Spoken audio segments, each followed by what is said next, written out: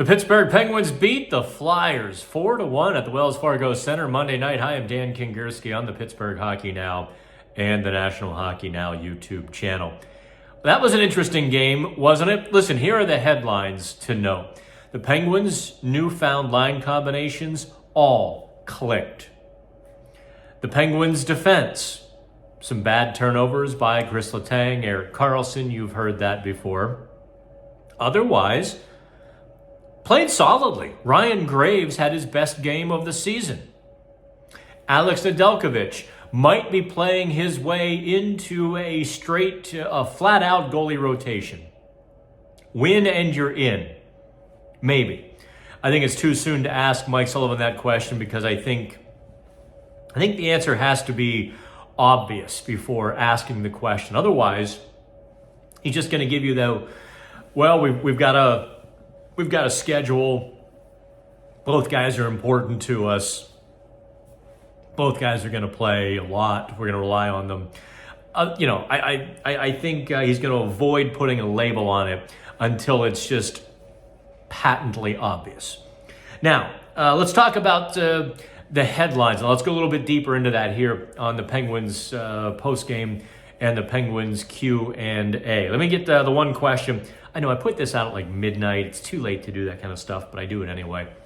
RJ asks, DOC seems to have really elevated his game. He was a handful tonight. Where do you see his ceiling? RJ, good question. I hate to put a limit on where Drew O'Connor is going. If you'd asked me 4 years ago, what is Brian Rust's ceiling? Would I have told you, he was going to be like a 30-goal guy? Of course not. So I don't want to limit O'Connor. I think the fun thing, and you're noticing it and I'm noticing it, the fun thing has been watching O'Connor kind of stack the Lego blocks. Add this element of his game. Add that element of his game. He's no longer playing like a small forward in a 6'3" body. He's playing like a big forward now. I really think the spark, the catalyst for O'Connor came December 4th when Brian Rust was injured against Tampa Bay. They had to thrust O'Connor into the top six. I don't want to put words in Drew's mouth. He didn't say he was overwhelmed or intimidated by the role. He didn't say that. I do think, just in talking to him, that there was a part of him that felt a little out of his depth, a little out of his element. So what he really decided to do, he made a conscious effort that, okay, I'm not a scorer. I'm going to go get the puck for the scorers and give it to them. In the process, you have to play a little bit of a gritty game to go get the puck. In that desperation to contribute, he added an element to his game. I mean, he was a fiend. He was a hound on those pucks and dishing them off to Sidney Crosby, Evgeny Malkin. He wasn't doing a lot else for the lines, but he was getting some pucks. He was, creating second chances and maintaining possession and those sorts of things. Well, a funny thing happens when you do that with great players around you. Maybe you play with the puck a couple of times. Maybe you take a few chances. Go out of your comfort zone. And hey, that wasn't so hard. I can do this. A couple good plays beget another couple of good plays. And before you know it, you're holding the puck on the mid-wall, drawing two defenders to you while Evgeny Malkin swoops in on the right wing, and you just dish a little pass, just a little sauce over to Malkin, who ripped it past Carter Hart. That's what happened Monday night. O'Connor just playing a good, fast, big game, showing some hands that he has. And listen, I predicted before the season he'd have 20 goals. That's not going to happen. Probably not going to happen. But what he's bringing is, I think he's better with Malkin than Riley Smith. We don't need to pile on Riley Smith at this point. However, Riley Smith was really good with Lars Eller on Monday. That line was dangerous. They were aggressive on the forecheck. They were tough to play against. I think Riley Smith found his center with Lars Eller. And, Valtteri Puustinen. Look, all 4 Penguins lines, this newfangled concoction, as I say 5 minutes into the video, this whole newfangled Penguins lineup was really good. All 4 lines. Puustinen was benched against Buffalo. He played just 5 minutes. Probably deservedly so. His game had been... You can see when a player's losing the adrenaline and their game begins to slip, and they're not doing as many of those little things, and they're not as noticeable, and they're getting shuffled, and that was happening to Puustinen. He got a little wake-up call, and I thought he really had some zip on Monday. He's not going to play a lot in the third period. He's not great defensively. Penguins had a good lead, so you put Nola Chari up on that line, and you put yourself in a defensive position. But Puustinen had zip as well. So that line was really good. And don't look now, Jeff Carter had a chip on his shoulder Monday night. He was bowling over people at the net on Carlson's goal. A lot of it was set up. Let me tell you about the Erik Carlson goal. That was like a who's who of maligned Penguins. Ryan Graves makes a strong play in the defensive zone, steps forward assertively, takes the puck, little 10-foot touch pass to Jansen Harkins, who takes off down the ice. Harkins chips it in, drives the Flyers defenseman through the end wall, loose puck on the mid wall. Jeff Carter comes bowling through, gets that loose puck, gives it back to Harkins, who missed wildly on the shot, comes to Carlson, who, Carlson scores the goal. Graves, Harkins, Carter. That's winning hockey. It's ugly. It ain't pretty. But it's successful. And because of how those guys are playing, that 4th line, that 3rd line, and heck, even the way Drew O'Connor's playing on the 2nd line, now the Penguins have 4 lines that are not just balanced, but tough to play against. They've been playing around the net. Now they're getting gritty. I kind of thought they roughed up the Flyers a little bit on Monday. Yeah, the Flyers, they brought some extracurricular activities. The Penguins surely didn't shy away, but they didn't do it stupidly or petulantly, or they didn't do things in an immature sort of way. They kind of had that old man strength, did the Penguins. Oh, they got their licks in. they took a few penalties, but they didn't get shorthanded because they just engaged in it without, throwing a temper tantrum or losing their marbles. They kind of made the Flyers lose theirs. And given the tough forecheck, given the greasy play around the net that the Penguins showed, and that, I don't know if you've noticed, the Penguins are becoming a tough team to play against, and a tough team overall. Now, let's talk about this overriding thing. I think there's a lot to like about the Penguins. Are they a Stanley Cup team? No, probably not. If that's your only criteria, then you're going to be disappointed for most of your life. If you take a look at where all the arrows for the Penguins are pointing up, I'm going to quote John Templeton here. It was one of my favorite quotes on the American economy. I'm going to apply it to hockey, and you're just going to have to bear with Egghead Dan for a moment.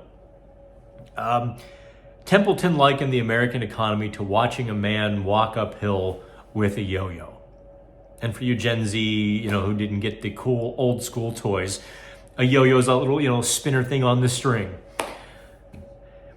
I only say that partially tongue-in-cheek, because I know some of you actually don't know what a yo-yo is. If you focus too much on the yo-yo, the ups and the downs, you lose sight of the man walking up the hill. And Templeton always compared the American economy to that hill, and the man going up and up and up, and the economy keeps growing and growing. But if you focus on the day-to-day, up and down, you lose sight of that. And I think there is some of that too, because I'm looking at the PHN comments section. Oh, how can we be happy about this team? They're so inconsistent. That is true-ish, or was true. If you look at the last 15 game segment, however, yeah, they've got some stinkers in there. Chief among them, that 7-0 loss to Toronto. But they've got a whole lot more wins than they do losses. They've got a whole lot more strong games, stellar games, gritty, grimy, greasy, tough games that were wins, even some losses, than they did no-shows. So are they inconsistent or are they putting it together? I think all of the empirical data and the evidence of watching this team over the course, if you just take a look from 30,000 feet at the last month, let's say, they're going uphill. They are much better today than they were a month ago, infinitely better than they were 2 months ago. Does the power play still stink? Too often, yes. Will they fix it? I have no idea. I, honest to God, have no idea if they'll be able to fix the power play. But they'll still have those flashes like they did on Monday when they get, Malkin's spinning pass was just ridiculous over to Rickard Rakell. Ryan Graves' best game of the season comes, at the right time. And all of a sudden, he takes some of the pressure off of Graves with Chad Ruedel and being so reliable. And all of a sudden, they've got a pretty good team.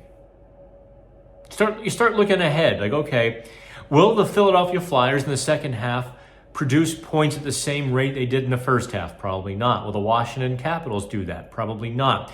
Will the New Jersey Devils be able to get enough goaltending from Nico Daws? I don't know. They're going to struggle with that.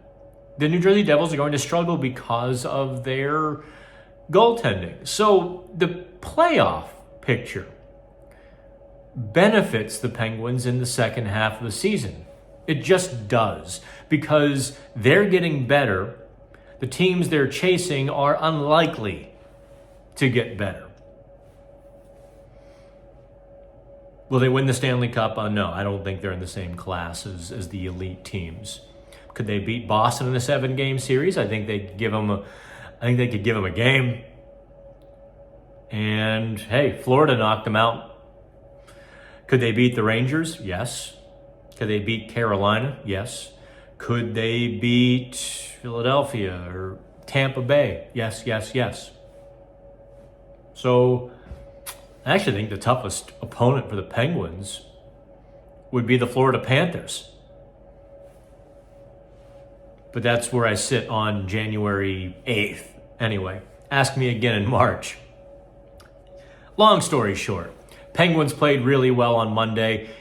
If you like ugly hockey, it was kind of beautiful. And if you look at the big picture, they're better. They're improving. You can be unhappy. I mean, let me see if I got any more here on Twitter, any more questions I want to answer. Oh, here's a good one from Jason.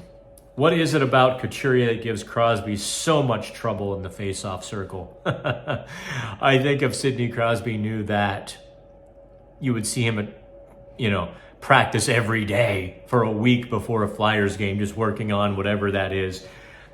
Yeah, look, Couturier had a positive Corsi against Crosby. Crosby had just a narrow edge scoring chances. But boy, what would you give to have a guy like Sean Couturier on your team? He's a tough customer, isn't he? He comes back from the back injury of a couple of years. It's probably the only other question I'm gonna take on this. But what do you think of the jacket, by the way? Some guy with a big voice who's at all the Penguins home games, who announces all the goals and stuff, said it was like Beetlejuice. I'll take that. Anyway, I don't know. I don't want to criticize a lot of you. There is an element of the Penguins fan base becoming a lot like the Steelers fans. And what I mean by that very specifically is Steelers fans are very quiet after wins. But when the Steelers lose, talk shows are filled and everybody's miserable and everybody likes to be miserable and everybody has 1,000 reasons why they lost. and it's almost like a catharsis of anger. And I notice a lot of that with the Penguins right now. When they're playing well, look, the last 15 games, prime example, fans were like, I don't want to know this. They lose a game, and everybody comes to the party. Used to be, in fact, for a couple decades, it was quite the opposite. And I always appreciated that about Penguins fans, is that they could brush off a loss and see a win for what it was. Now it's the exact opposite. They brush off wins. And I don't know. It can't be any fun. Clinging to opinions you had in September when it's January. You want to know a real secret? I'll tell you. The ship has sailed. The Penguins aren't rebuilding. They made that choice a couple of years ago. And no matter how hard you stomp your feet, hold your breath, fling yourself onto the floor and throw your arms and legs, doesn't matter. That ship has sailed. And it's just like every day somebody wants to rehash that they need to rebuild decision. Get rid of Malkin and Letang. And it's just enjoy where you're at for a second. All right. I am in Philadelphia. I might even get back to the Reading terminal. Unbelievable. Herschel's East Side. I had the best pastrami. Check out the pictures on X or Twitter. Unbelievable. Unbelievable pastrami, Rachel. And then I went over and had a little lemon tort at the bakery. Oh my God. I must have had 2,000 calories for lunch, and I loved every bit of it. All right. Like and subscribe. Join PHN Plus. Use code DAN10 to get $10 off and all of that happy nonsense. I appreciate all of your support. We are in another battle to grow and to exist and all of that sort of stuff. Google likes to just give us purple nurples every now and then because we're not a 100-year-old newspaper, so we always have to keep reinventing ourselves and working harder than they do. And we're going to do that. Have fun.